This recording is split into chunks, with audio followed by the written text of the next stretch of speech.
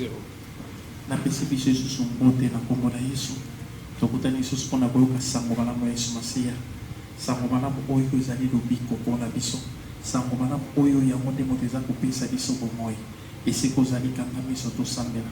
Seigneur Jésus-Christ na remercie Yesu mpona bolingo na yo. Bolingo oyo yo mokolo na mokolo oza komemela bana na yo oyo ya malamu. Mokolo na mokolo ozopesa biso liloba. Liloba oyo epesaka bomoi mpona Yesu Masiya. Yango totondi mpona liloba ya ntongo ya lelo. Seigneur Jésus, sala biso grâce. Oyo toza koyoka. Ezala oyo kokota na bomoi na biso. Peto kwa kuzo bomoi na kombo na Yesu Kristo. Amen. Lelo nina loberika moko zali so motuya.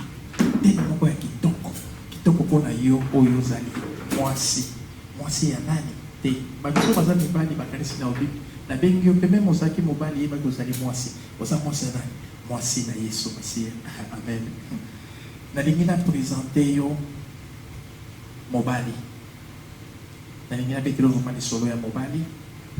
Tellement na kolobela na tongo ya lelo ezali voici l'homme. Na lombango tofungoli Bible na biso na mokanda ya Jean 19 tokotanga na verset 5. Natangi pe na lombango na kotanga na lopoto ya français.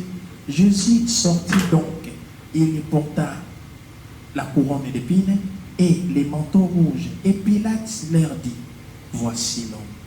Likambo kama mokolo wana moto ke kobimisa phrase oyo Pilate abimisi yango lolenge ni même ye moko na nzoto ne ayebaki te makambo ne aza koloba. Mais comme ezaki likambo oyo ya révélation epimeli kaka mpona koya molimo sang kuna aza koloba voici l'homme. Mais ntango alobi yango ezaki na ye komona lolenge nini Yesu Masiya alataki ekoti na nzobe. Nzoka soki totali na mokanda Genèse tokaka mpona esika Nzambe ntango ake kopamela ntango mobulu esalemaki na mokili. Nzambe ebisaki mobali obe okolia na nzube na moto na yo. Oh, nzube na moto. Oh, ezobisinga lisusu doki nzoka soko tali malamu bomoi ya Adam okomona jamais mokolo moko Adam kamataki nzube alati na moto. Mais toza komona Yesu Masiya ntango azolinga akende komata na ekulusu tala esika kamataki nzube balatisi ye na moto. Ezomonisa pasi oyo mobali esengelaki azo mpona komonisa mpe mobali ya solo na biso nde Yesu Kristo. Nzoka oyo atelemaki lokwa mobali ya yambo ezalaki nde Adam moto atelemaki lokwa mobali ya liboso. Mais Adam ntango atelemaki eloko nini ezalaki epai na ye mokolo lisumu ezosalema mwasi moto asalaki lisumu mwasi asumuki. Mais Adam ntango atelemi ntango Nzambe aye kotuna sango Adam afundi mwasi na ye.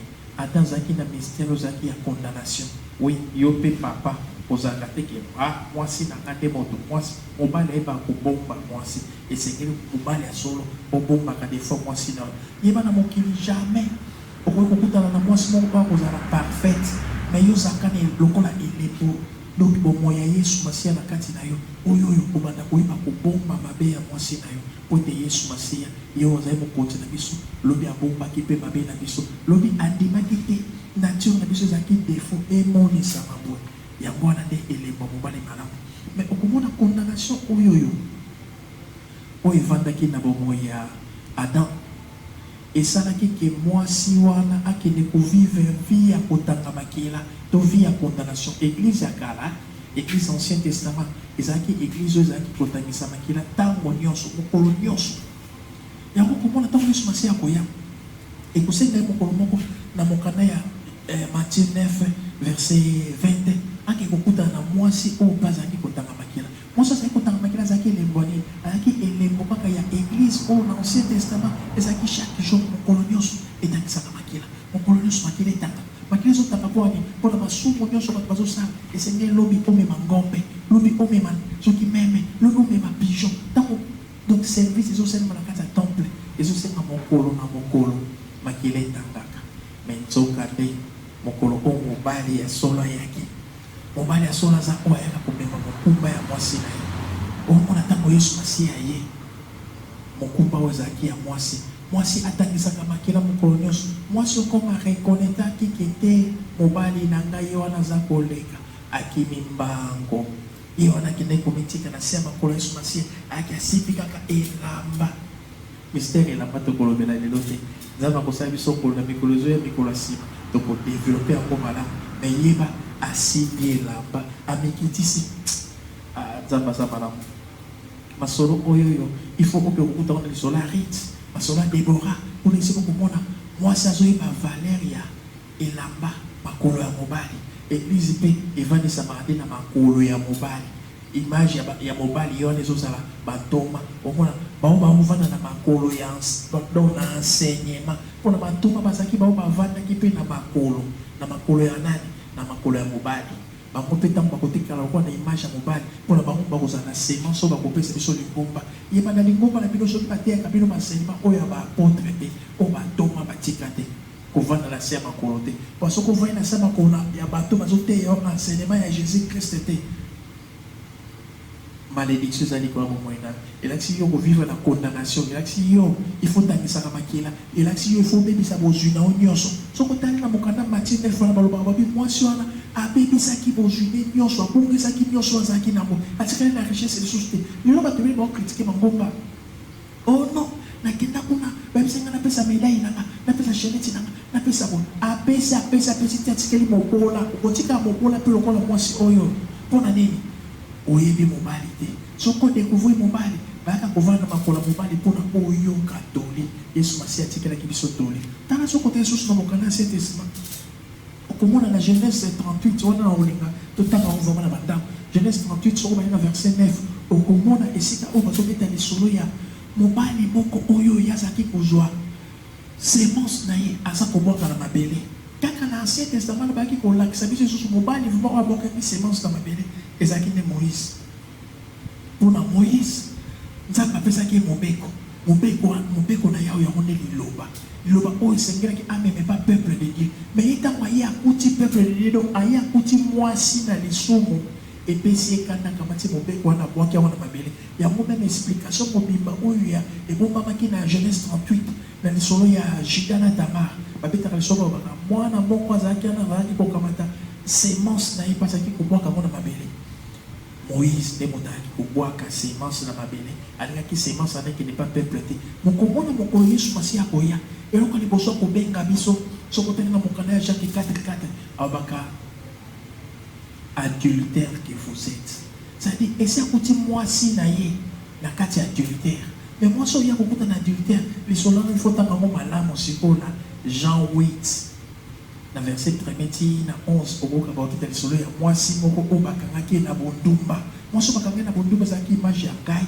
na yo oyo tozalaki kolinga mokili mpona na Jacques 4:4 alobaka amour ya mokili yango ezalaka biso tozala kwa bandumba mwasi ya ndumba mwasi ya adultère mokili ese kondanaki biso mais ntango toyaki na makolo na Yesu Masiya ye oyo mobali ya solosolo mpona imagine na soki naolingaki na betelo ata lisolo na lisusu ntango nakoloba boye mwasi nini oyo bakangi na kibondumba mpe bamemela mbeti ngabo nga nayebi mwasi wana te bayelanga babaki nga na kata likambo na ye jamais ifo bamema ye kaka epa oyo azali mobali na ye or nalingaki nayebisa yo mwasi oyo babimaki epa Yesu Masiya mpona barekonetaki Yesu Masiya nde azali responsable na ye Yesu Masiya nde mobali na ye Yesu Masiya nde oyo akozwa lisumu na ye akomemango na ngomba Golgota amen makambo nzambe eza kitoko betela Yesu Masiya boko esika oyo ozali amen yango nazoloba mwasi wana azalaki condamné mais ntango akoyeba Yesu Masiya responsable mobali ya solo aza mobali azalaka responsable ya mwasi na ye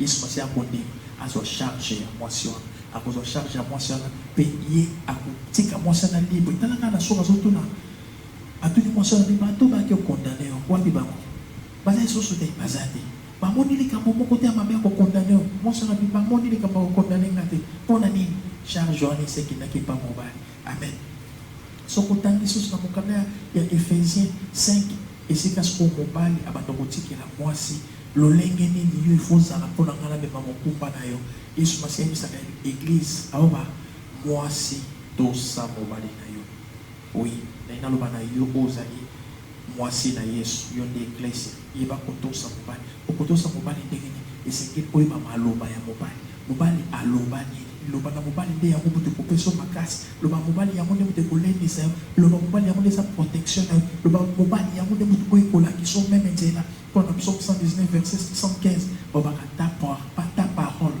to liloba na yo ezali mwinda na ngai français comme na biso pasi biso baoyo nzamba pambola bino tozo continuer okomona soko bani kotanga na Genèse chapitre 2 verset 24 babeta leso ya kobeta mobali aza oyo atikaka baboti na ye nangana biso te zana mobali moko ya solo oyo ndimaki atika bokonzi na ye Yesu Kristo mpona ya kovanda na yo oyo ozali mwasi na ye bosangana bokomeloko moko. Oui, imagine nga mpe na bala ye mais mwasi na nga na miniti oyo esika oyo azali na esika nga nazali toya bisika mibale mais tobalala mais nga na ye nayebisa yo yo moko ozali eglise ntango obalani na Yesu Masiya yo na ye bokomeloko moko ekozala esika moko te oyo yo kokende to yo kozala Yesu Masiya azala te yango na Bible atalisaka biso abaka boye na kozalaka na bino kino suka ya keke aza na esika moko te oyo Nzambe aloba te awa tikanga na ona pema to tikanga na lala aza na yo ata yo olali yebaka mobali na yo aza na ntango nyonso. Amen.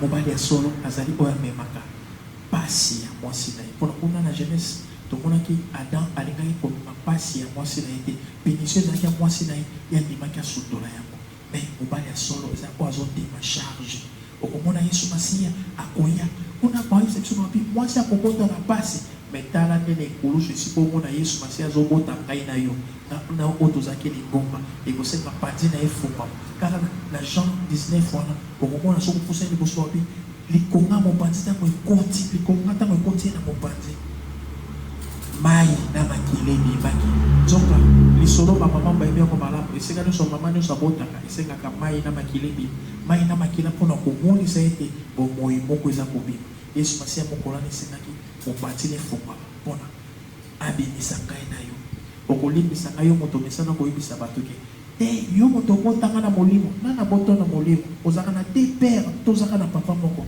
mpona Nzambe oyo aboti yo na molimo amoni pasi mpona molimo na yo ale oyebisa so kota mokili te yo mpe lisusu obotanga oza bapapa boni oza fantôme oza ndoki limbisa ngai mais yeba ozaka na tata moko tata na oyo azali kolo yango meme ntango alakisaka okobonde alobaka nini oyebi yo moko. Amen.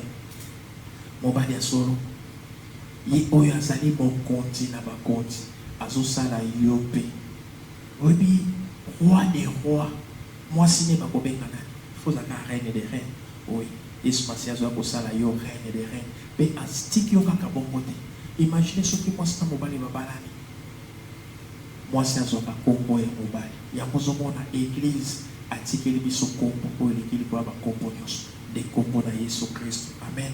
Oyebi ntango babengaka kombo Kristo ezalaka identification ya mobali na yo mpe ntango bazopesa kombo wana eza na lokumu monisa mpe lokumu wana na bomoi na yo eza lokwa jamais komona to première dame moko boye ya mboka moko boye okuti azobaluka na potopoto to alangwa masanga azobaluka na te akolinga ntango na lokumu moko na yebi valeur onga naza koreflete valeur ya mobali na ngai yo mpe mondimi loko refletaka valeur ya mobali na yo.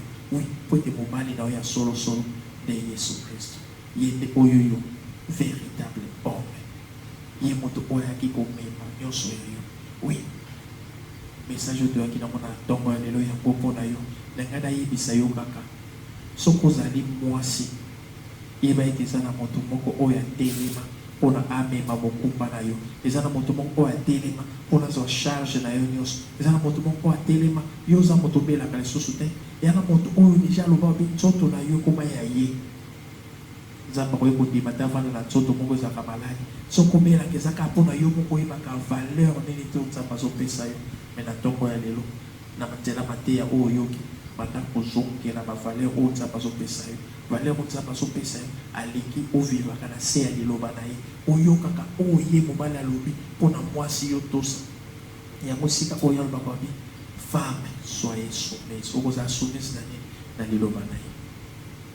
Yesu Masiya apambola yo kanga misisi kozali Seigneur Jésus Christ yo mobali ya libala yo nde mobali ya solo na ekotika lisusu libota oyo na maboko na yo tala ndeko na ngai Yesu Masiya akoki kozala bisika oyo akoki kodeconsidere to akoki kobima lisusu adultère liboso na Nzambe na bomoi kasi nayebi na motema na yo boboto oyo otonda na moko Yesu Masiya ozoya kaka epa baoyo bazalaki kotambola mabe mpona ozali na poso na bango. Yesu ndeko na ngo alandi message aza pe na bisika oyo atambolaki mapenzana na bomoi kasi yo lokwa mobali ya solo yo ndima komema mokumba na kolosi masia tika ete mikumba na ye nyonso ekei na gologota na yo kolosi masia esika na mikulusu oyo omemaki nyonso omemaki pasi maladi mikakata na kolosi masia nyonso ememama na ngomba na yo ya gologota kolosi masia mpe ye azala libre mpo ete na jean oyo ete na suka ozoyebisa mwasi wana condamnation eza lisusu te oui condamnation elongwe na bomoi na ndeko wana na nkombo na yesu kristo amen.